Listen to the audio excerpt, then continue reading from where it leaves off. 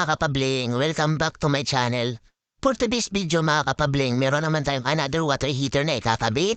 Ngayon, pupuntahan natin medyo dito nakikita niyo mga kapabling, maglalakad lang ako. Kung nakikita niyo mga kapabling, medyo mabukid pala yung lugar na ating pupuntahan, pero napakaganda naman ang view mga kapabling.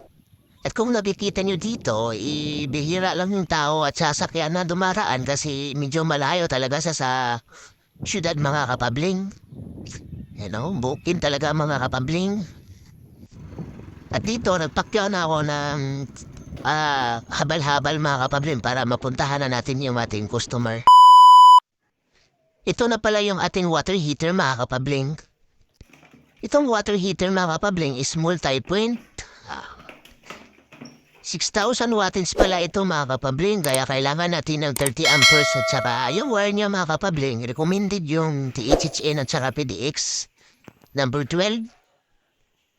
Diyan tayo magde-drill mga kapabling. Yan, inumpisahan ko nang mag-drill dyan mga kapabling kasi dyan na natin ikakambit yung water heater.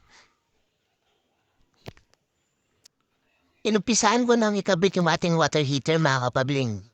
Itong pula na nakikita niyo mga kapabling is yan yung heating element ng ating water heater.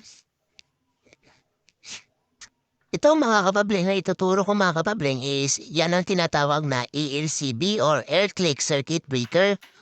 Kung mayroong problema yung ating water heater mga kapabling or mayroong malamang leak or anong problems, mag-automatically trade off yung ating water heater dahil meron siyang ELCB. Earth Lake Circuit Breaker. Dito mga kapabling, nilagyan ko na ng cover yung ating water heater. Kung nakikita nyo mga kapabling, may dual posit dyan. Dyan tayo kukuha ng supply patungo sa ating water heater. At dito, itatry natin yung flexible hose, baka sira or hindi na magagamit natin. Pero okay naman yung ating flexible hose mga kapabling. Ito pa lang ating water heater mga kapabling is pwedeng magamit sa bathtub at saka laboratory kung nakadepende rin mga kapabling kung lalagyan nyo ng hot and cold na sa piping din yan nagbabase. Dito ating water heater mga kapabling, kung mahina pala yung ating pressure, hindi pala ito pwedeng magamit dahil mid pa rin ang konting pressure na kailangan matulak yung sensor na sa loob ng ating water heater. Katulad nito mga kapabling, nakikita ko, okay rin naman yung pressure niya. Kasi malakas naman yung pressure ng tubig dito.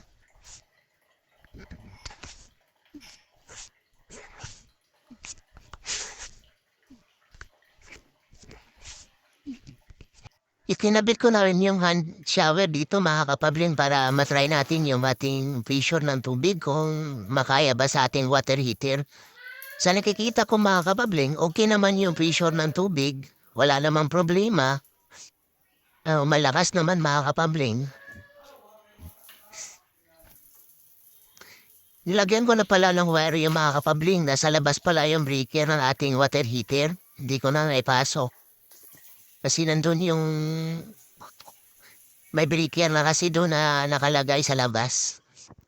Dito mga kapabling, natapos ko nang itap yung ating wire patungo sa breaker. Ngayon, ipafinalize natin mga kapabling kung gumagana ba yung ating water heater. Kasi pag hindi siya umiilaw mga kapabling, talagang mahina yung pressure ng ating water heater. Yan o. Yan mga kapabling, nakikita nyo. Yan yung napapatunay na gumagana yung ating water heater. Hanggang dito na lang mga kapabling. Sana makatulong yung aking video. Pasupport naman sa aking YouTube channel, Pabling TV, and subscribes.